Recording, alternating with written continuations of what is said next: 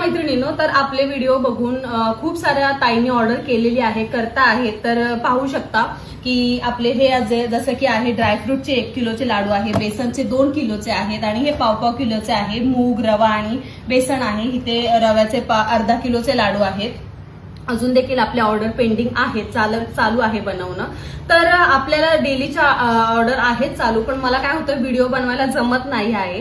तर हा जो आहे तो आपला बेसनचा लाडू बघू शकता. बेसनचा लाडू हा जो आहे ना तो बेसन जसं तुम्ही भाजता ना त्याच्यावरती त्याची टेस्ट अवलंबून असते. जर तुम्ही बेसन नीट भाजलं गेलं नाही तर तुम्हाला तोंडात टाकल्यानंतर तो अजिबात खाऊ वाटणार नाही. जर खमंग भाजलं गेलं तर तोंडात टाकल्यानंतर तुम्हाला एक छान खमंग खरपूस बेसन भाजल्याचा फ्लेवर येतो, छान साजूक तुपाचा फ्लेवर येतो आणि वेलचीचा देखील फ्लेवर येतो. त्याच्यामुळे नक्की आपले हे देखील लाडू तुम्ही ऑर्डर करू शकता. आणि हो, तुम्हाला जर माझे डेलीचे ब्लॉग बघायला आवडणार असतील तर मला कमेंटमध्ये नक्की सांगा. त्याच्यामध्ये मी तुम्हाला आपण कशा पद्धतीने लाडू बनवतो आपले ते देखील तुमच्याबरोबर शेअर करेल.